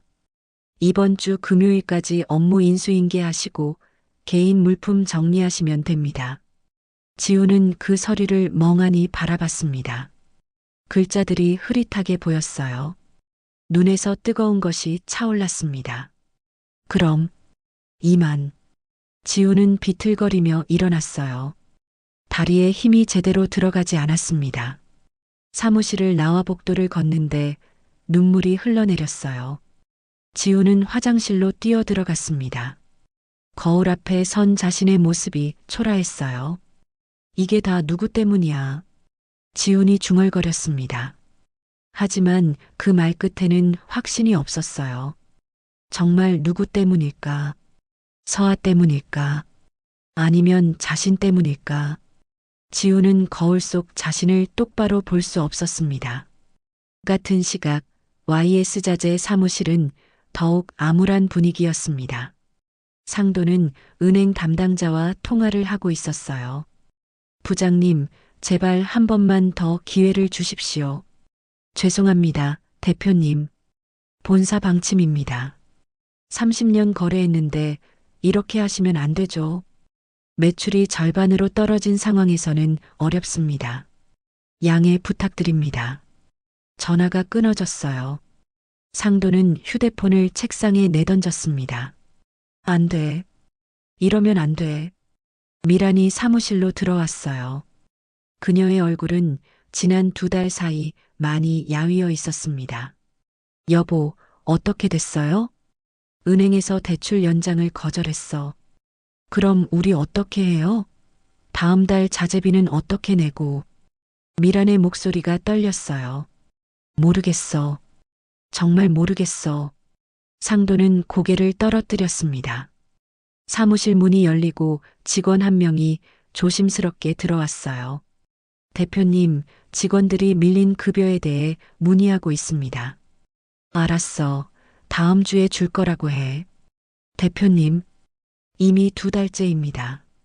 직원의 목소리도 떨렸습니다. 상도는 대답할 수 없었어요. 직원이 나간 후 미란이 남편 옆에 앉았습니다. 여보, 우리 어떻게 해야 해? 장도원 회장한테 가봐야겠어. 뭐라고요? 미란이 놀란 표정으로 남편을 바라봤어요. 사과하러 가야지. 우리가 잘못했다고. 하지만 이대로 있다간 회사가 망해. 자존심 버리고 빌어야 해. 상도의 목소리는 절박했습니다. 미라는 입술을 깨물었어요. 자존심이 상했지만 달리 방법이 없었습니다. 일주일 후 상도와 미라는 도민건설 본사 앞에 섰습니다. 화려한 빌딩이 하늘을 찌를 듯 솟아 있었어요. 두 사람은 서로를 바라봤습니다. 미란의 눈에는 눈물이 고여 있었어요. 들어가요. 상도가 먼저 발걸음을 옮겼습니다. 로비로 들어서자 안내 데스크 직원이 다가왔어요. 어떻게 오셨습니까? 장도원 회장님을 뵙고 싶습니다. 예약하셨습니까? 아니요, 하지만 급한 일이. 예약 없이는 어렵습니다. 직원이 공손하지만 단호하게 말했어요. 제발 한 번만. YS자재 윤상도라고 전해주십시오. 상도가 애원했습니다. 직원은 잠시 망설이다 전화를 걸었어요. 비서실입니까? 로비의 YS자재 윤상도 대표님이 회장님 면담을 요청하고 계십니다. 잠시 후 직원이 전화를 끊고 말했습니다. 10분만 기다리시면 비서실에서 내려오신답니다. 감사합니다. 상도와 미라는 로비 소파에 앉아 기다렸어요. 10분이 1시간처럼 길게 느껴졌습니다. 엘리베이터 문이 열리고 한도경 전략기획실장이 나타났습니다. 윤 대표님, 배 여사님, 실장님, 우리 회장님 좀 뵐 수 있을까요? 상도가 급히 일어서며 말했어요. 회장님께서는 현장에 나가셨습니다. 그럼 언제 돌아오시나요? 오늘은 어려울 것 같습니다. 도경의 목소리는 공손했지만 냉정했어요. 실장님, 제발. 미란이 나섰습니다. 우리가 잘못했어요. 회장님께 사과드리고 싶어요. 도경은 두 사람을 차분히 바라봤습니다. 두 분께서 무엇을 잘못하셨는지 제가 알 바는 아닙니다만. 도경이 잠시 말을 멈췄어요. 회장님께서는 개인적인 감정으로 사업 결정을 하시는 분이 아닙니다. 하지만 YS자재와의 거래 조정은 순전히 회사의 경영 판단이었습니다. 더 좋은 조건의 업체들이 있었으니까요. 상도와 미라는 할 말을 잃었어요. 그럼 정말 개인적인 감정은 없으신 겁니까? 상도가 떨리는 목소리로 물었습니다. 도경은 잠시 침묵했어요. 회장님께서는 딸을 무시당한 것에 대해서는 화가 나셨을 겁니다. 하지만 그것으로 보복하시는 분이 아닙니다. 다만 도경이 두 사람을 똑바로 바라봤어요. 사람을 대하는 태도는 결국 자신에게 돌아온다는 걸 보여주셨을 뿐입니다. 그 말에 상도와 미라는 고개를 숙였습니다. 명함 한 장 남겨주시면 연락 가능할 때 전달하겠습니다. 도경이 손을 내밀었어요. 상도는 떨리는 손으로 명함을 꺼내 건넸습니다. 감사합니다. 실례하겠습니다. 도경이 돌아서서 엘리베이터로 향했어요. 상도와 미라는 그 자리에 서 있었습니다. 빌딩 로비의 화려한 대리석 바닥 위에서 두 사람은 너무나 초라해 보였어요. 가자. 상도가 미란의 손을 잡았습니다. 두 사람은 비틀거리며 빌딩을 나섰어요. 밖은 차가운 바람이 불고 있었습니다. 미란이 멈춰 섰어요. 여보, 왜? 우리가 정말 잘못했어요. 미란의 눈에서 눈물이 흘러내렸습니다. 사람을 겉모습으로만 판단했어요. 그 사람이 어떤 사람인지도 모르고. 상도도 눈시울이 붉어졌어요. 우리가 너무 교만했어. 두 사람은 길거리에 서서 한참을 울었습니다. 지나가는 사람들이 쳐다봤지만 신경 쓸 수 없었어요. 30년간 쌓아 올린 자존심이 무너지는 순간이었습니다. 그리고 그제야 깨달았어요. 진짜 격은 재산이나 지위가 아니라 사람을 대하는 태도라는 것을. 하지만 그 깨달음은 너무 늦게 찾아왔습니다. 상도와 미라는 서로를 부축하며 주차장으로 향했어요. 한때는 거만하게 걸었던 그 발걸음이 이제는 초라하기 그지없었습니다. 가을바람이 차갑게 두 사람을 스쳐 지나갔어요. 그 바람만큼이나 그들의 미래도 차갑고 불확실했습니다. 일주일 후 도원은 회장실에서 서류를 검토하고 있었습니다. 새로운 현장 계약서였어요. 공공기관 청사 신축 프로젝트가 성공적으로 마무리되고 있었습니다. 도경이 노크를 하고 들어왔어요. 회장님, YS자재 윤상도 대표가 다시 찾아왔습니다. 도원은 서류에서 눈을 떼지 않았어요. 몇 번째입니까? 이번이 5번째입니다. 또 뵙자고 하십니까? 네, 로비에서 3시간째 기다리고 계십니다. 도경이 조심스럽게 말했어요. 도원은 펜을 내려놓았습니다. 창밖을 바라보며 한참을 생각했어요. 들어오시라고 하십시오. 알겠습니다. 도경이 나간 후 도원은 의자를 돌려 창밖을 바라봤습니다. 서울의 빌딩들이 햇살을 받아 빛나고 있었어요. 저 도시 어딘가에서 서아도 일하고 있겠죠. 요즘 서아는 많이 밝아졌습니다. 새로운 시작을 하고 있었어요. 그걸로 충분했습니다. 잠시 후 도경이 상도와 미란을 안내해 들어왔어요. 두 사람의 모습은 달라져 있었습니다. 상도의 얼굴에는 수척함이 역력했어요. 정장 차림이었지만 옷은 예전처럼 말끔하지 않았습니다. 미라는 명품 핸드백 대신 평범한 가방을 들고 있었어요. 진주 목걸이도 보이지 않았습니다. 두 사람은 도원 앞에 섰습니다. 앉으십시오. 도원이 소파를 가리켰어요. 감사합니다. 상도와 미라는 조심스럽게 앉았습니다. 도원도 맞은편 소파에 앉았어요. 침묵이 흘렀습니다. 상도는 입술을 떨며 말을 꺼냈어요. 회장님, 저희가 정말 잘못했습니다. 그의 목소리는 떨리고 있었습니다. 상견례 날 저희가 너무 무례했습니다. 용서해 주십시오. 미란도 고개를 깊이 숙였어요. 회장님, 저희가 눈이 멀었습니다. 사람을 겉모습으로만 판단했어요. 도원은 두 사람을 조용히 바라봤습니다. 표정에는 아무런 감정도 드러나지 않았어요. 제가 무엇을 용서해야 합니까? 도원이 차분하게 물었습니다. 저희가 회장님을, 저를 어떻게 하셨죠? 막노동꾼이라고 무시하셨습니까? 도원의 목소리는 낮았지만 날카로웠어요. 상도와 미라는 고개를 들 수 없었습니다. 아니면 격이 없다고 하셨습니까? 죄송합니다. 미란이 울먹이며 말했어요. 정말 잘못했습니다. 다시는 그러지 않겠습니다. 도원은 한숨을 쉬었습니다. 두 분께서는 제가 회장이라는 걸 아신 후에 사과하러 오셨습니다. 만약 제가 정말 현장 일꾼이었다면 여기 오셨을까요? 그 질문에 상도와 미라는 대답할 수 없었어요. 도원은 일어서서 창가로 갔습니다.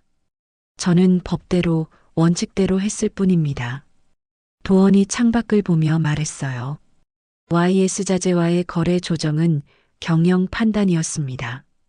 더 좋은 조건의 업체들이 있었으니까요. 회장님, 개인적인 감정은 전혀 없었습니다. 도원이 돌아서서 두 사람을 바라봤어요. 다만, 도원이 잠시 말을 멈췄습니다. 사람을 낮추지 않았습니다. 누구도 무시하지 않았습니다. 상도는 고개를 들어 도원을 바라봤어요. 도원의 눈빛은 차갑지만 정직했습니다. 회장님, 제발 한 번만 더 기회를 주십시오. 상도가 애원했어요. 저희 회사가 망하게 생겼습니다. 직원들 급여도 못 주고 있습니다. 미란도 눈물을 흘리며 말했습니다. 회장님, 저희가 잘못했습니다. 서아 양에게도 사과하고 싶습니다. 도원은 다시 소파에 앉았어요. 서아에게 사과하고 싶으시다고요? 네, 정말로. 그럴 필요 없습니다. 도원이 단호하게 말했어요. 서아는 이미 이 일을 잊었습니다. 새로운 삶을 살고 있습니다. 하지만 두 분의 사과는 진심이 아닙니다. 회사가 어려워서 오신 거죠. 도원의 말에 상도와 미라는 할 말을 잃었어요. 사실이었으니까요. 거래는 일부만 유지하겠습니다. 도원이 말했습니다. 네. 상도가 고개를 들었어요. 완전히 끊지는 않겠습니다.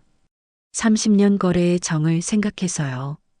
회장님, 하지만 예전처럼 돌아갈 수는 없습니다. 이미 새로운 협력업체들과 관계를 맺었으니까요. 도원의 목소리는 냉정했어요. 그것만으로도 감사합니다.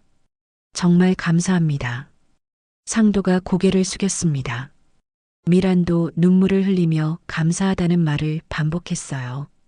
그리고 한 가지 더. 도원이 말했습니다. 품질을 철저히 관리하십시오.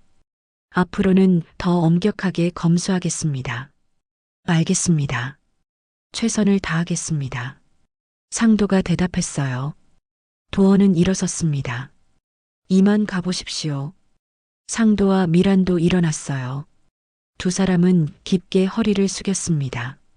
감사합니다, 회장님. 다시는 사람을 겉모습으로 판단하지 마십시오.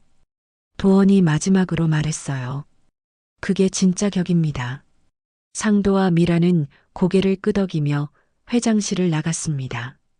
문이 닫힌 후 도원은 다시 창가로 갔어요. 깊은 한숨을 내쉬었습니다. 가슴속에 쌓여있던 무언가가 조금 풀리는 것 같았어요. 복수는 달콤하지 않았습니다. 오히려 쓰디쓴 맛이었어요. 하지만 필요한 일이었습니다. 딸을 지키기 위해서, 그리고 교훈을 주기 위해서. 그날 저녁 한 방송사 기자가 도원을 인터뷰하러 왔습니다. 건설업계 성공 스토리를 다루는 프로그램이었어요. 카메라 앞에 선 도원은 여전히 작업복 차림이었습니다. 회장님, 성공의 비결이 무엇입니까? 기자가 물었어요. 비결이라 특별한 건 없습니다. 도원이 담담하게 대답했어요. 그저 사람을 소중히 여기는 것뿐입니다. 사람을 소중히 여긴다는 게 구체적으로 어떤 의미인가요? 직이나 재산으로 사람을 판단하지 않는 겁니다. 도원이 카메라를 똑바로 바라보며 말했어요. 현장의 일꾼도 회장실의 임원도 똑같이 소중합니다. 품격에 대해서는 어떻게 생각하십니까? 기자가 다시 물었습니다. 도원은 잠시 생각했어요. 품격은 비싼 옷이 아닙니다. 남을 대하는 태도지요. 그의 목소리는 확고했습니다. 약자를 무시하지 않고 다른 이의 고통에 공감하는 것. 그게 진짜 품격입니다. 카메라가 도원의 얼굴을 클로즈업으로 잡았어요. 63세의 나이에도 단단한 눈빛이었습니다. 인터뷰가 끝나고 도원은 트럭에 올라탔어요. 집으로 가는 길 서아에게서 전화가 왔습니다. 아빠, 방금 뉴스에서 아빠 인터뷰 봤어요. 그래, 어땠니? 정말 멋있었어요. 우리 아빠가 최고예요. 서아의 목소리가 밝았어요. 도원은 미소를 지었습니다. 고맙다, 서아야. 아빠, 오늘 저녁 같이 먹어요. 제가 요리할게요. 그래, 좋지. 곧 갈게. 전화를 끄는 도원은 엑셀을 밟았어요. 트럭이 저녁 거리를 달렸습니다. 석양이 트럭을 비추고 있었어요. 따뜻한 빛이었습니다. 도원은 백미러로 자신의 얼굴을 봤어요. 주름이 깊게 패인 얼굴이었지만 표정은 평온했습니다. 여보, 우리 딸이 이제 괜찮아요. 도원이 작게 중얼거렸어요. 하늘 어딘가에 있을 아내에게 하는 말이었습니다. 당신이 가르쳐준 대로 살았어요. 품격 있게. 석양이 점점 지고 있었어요. 하지만 도원의 마음은 어둡지 않았습니다. 오히려 밝았어요. 딸이 웃고 있고 자신이 옳은 일을 했다는 확신이 있었으니까요. 트럭은 계속 달렸습니다. 낡은 엔진 소리가 거리에 울려 퍼졌어요. 하지만 그 소리는 더 이상 초라하게 들리지 않았습니다. 오히려 당당하고 떳떳한 소리였어요. 장도원, 63세의 도민건설 회장, 흙 속에서 회사를 일군 남자, 그리고 무엇보다 딸을 사랑하는 아버지. 그는 오늘도 자신의 길을 걷고 있었습니다. 품격 있게, 떳떳하게. 그게 바로 장도원의 방식이었습니다. 3개월이 흘렀습니다. 겨울이 다가오고 있었어요. 첫눈이 내리는 날, 도원은 여느 때처럼 새벽에 일어났습니다. 작업복을 입고 안전화 끈을 묶었어요. 오늘도 현장으로 가는 날이었습니다. 지하 주차장으로 내려간 도원은 트럭에 올라탔어요. 시동을 걸자 낡은 엔진이 부르릉 소리를 냈습니다. 10년이 넘은 트럭이었지만 여전히 튼튼했어요. 도원은 이 트럭을 사랑했습니다. 화려하지 않지만 정직한 트럭이었으니까요. 현장으로 가는 길, 도어는 라디오를 켰어요. 아침 뉴스가 흘러나왔습니다. 도민건설이 또다시 대형 프로젝트를 수주했다는 소식입니다. 아나운서의 목소리가 들렸어요. 장도원 회장은 현장을 직접 다니는 것으로 유명한데요. 업계에서는 그의 경영 철학을 높이 평가하고 있습니다. 도어는 라디오 볼륨을 낮췄어요. 그런 찬사가 부담스러웠습니다. 그저 자신의 방식대로 살아온 것뿐이었으니까요. 현장에 도착한 도어는 헬멧을 쓰고 내렸습니다. 소장님, 안녕하세요. 인부들이 밝게 인사했어요. 네, 모두 안녕하십니까? 추운데. 고생이 많습니다. 도원이 따뜻하게 답했어요. 현장을 둘러보는 도원의 눈빛은 여전히 날카로웠습니다. 작은 안전 위반도 놓치지 않았어요. 여기 안전 난간이 헐거운데 바로 보강하십시오. 네, 소장님. 즉시 조치하겠습니다. 도원은 오전 내내 현장을 돌아다녔습니다. 인부들과 대화하고 안전을 점검하고 진행 상황을 확인했어요. 점심시간이 됐습니다. 도원은 현장 사무실에서 도시락을 먹으며 휴대폰을 확인했어요. 서아에게서 문자가 와 있었습니다. 아빠, 오늘 저녁 약속 잊지 않으셨죠? 7시까지 집으로 오세요. 도원은 미소를 지으며 답장을 보냈어요. 응, 기억하고 있어. 꼭 갈게. 오늘은 서아의 새 아파트 집들이 날이었습니다. 서아는 최근 승진하면서 아버지와 살던 집을 떠나 독립했어요. 스스로의 힘으로 마련한 작은 아파트였습니다. 도원은 딸이 자랑스러웠어요. 이제 서아는 완전히 자신의 삶을 살아가고 있었습니다. 오후 5시 도원은 현장 일을 마무리했습니다. 내일 봅시다. 조심히 들어가세요. 인부들에게 인사하고 트럭으로 향했어요. 트럭에 올라탄 도원은 집으로 가기 전에 씻고 갈아입어야겠다고 생각했습니다. 시동을 걸려는데 조수석에 놓인 봉투 하나가 눈에 들어왔어요. 하얀 봉투였습니다. 오늘 아침 집을 나서기 전에 서랍에서 꺼내놓은 거였어요. 서아가 독립한다고 했을 때 도원은 이 봉투를 준비했습니다. 봉투를 열자 통장 한 권과 손편지가 들어 있었어요. 도원은 통장을 먼저 봤습니다. 서아 이름으로 된 통장이었어요. 아내가 살아있을 때 만든 통장이었습니다.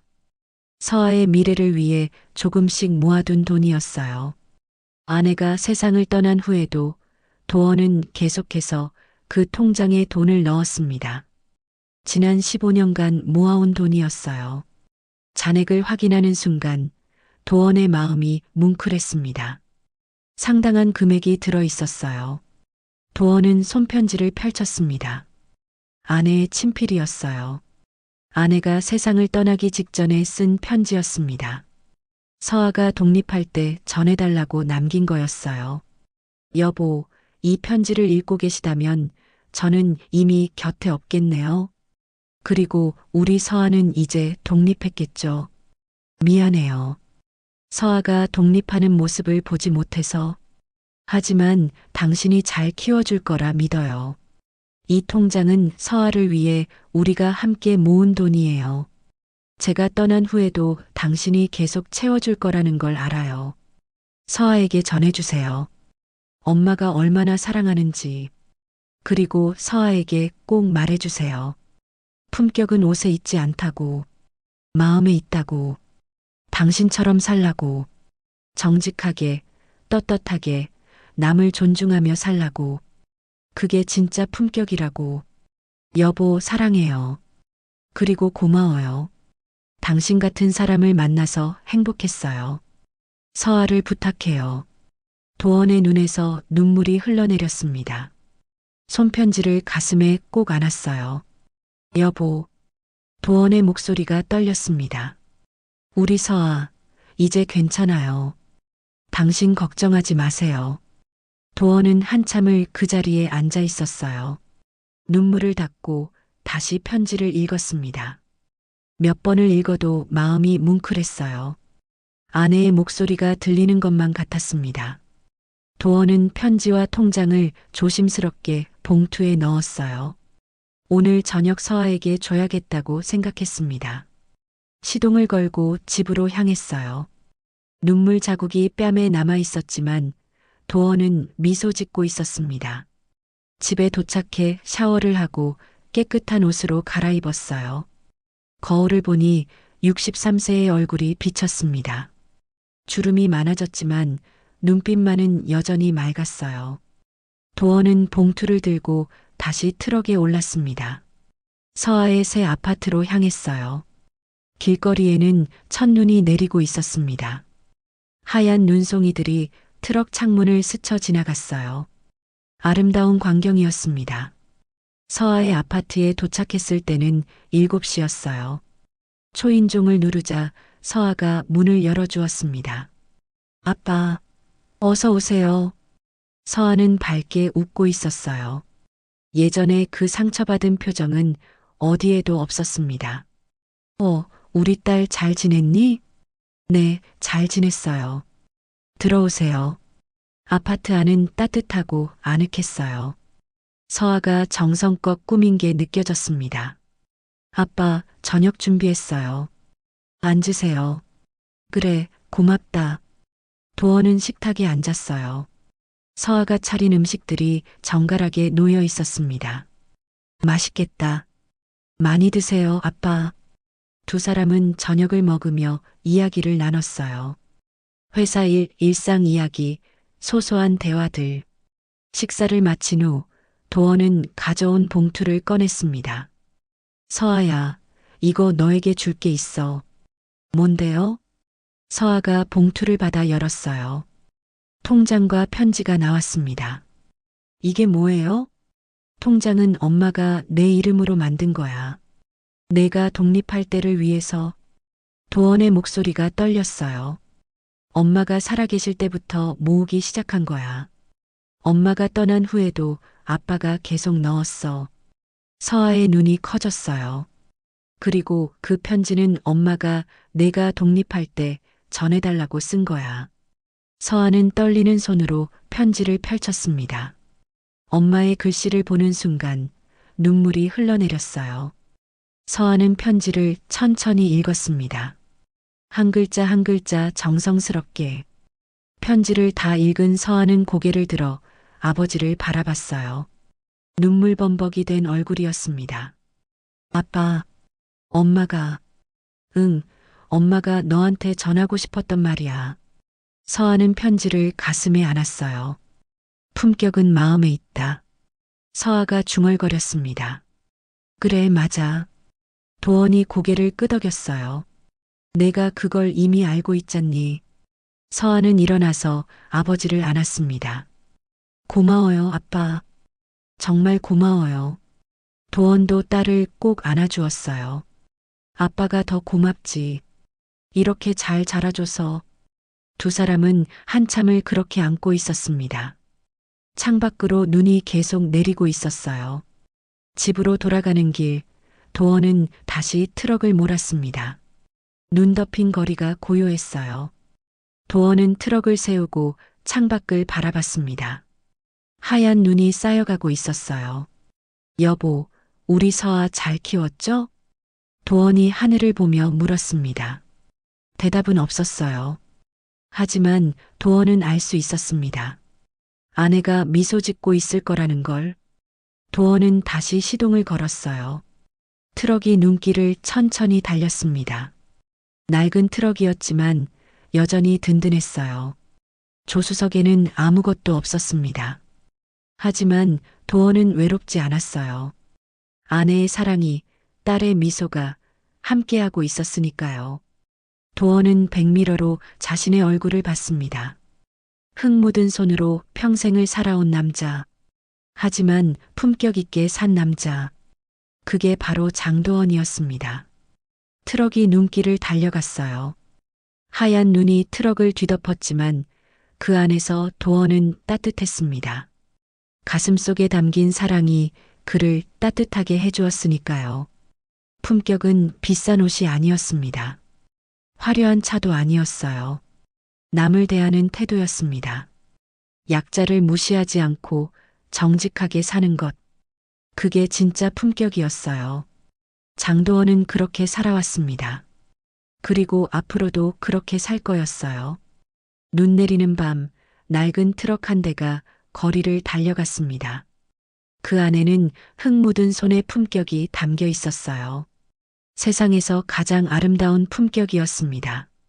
진짜 품격은 화려한 겉모습이 아니라 사람을 대하는 마음에서 나옵니다. 흙 묻은 손으로 평생을 살아온 한 아버지의 이야기는 우리에게 무엇이 진정으로 소중한지를 일깨워 줍니다. 어려움 속에서도 흔들리지 않는 신념과 사랑, 그것이야말로 세상에서 가장 아름다운 품격이 아닐까요? 여러분의 삶에도 그런 품격이 함께 하시길 바랍니다. 오늘도 시청해 주셔서 감사합니다. 노을빛처럼 따뜻한 하루 되시길 바라며 노을빛 인생이었습니다.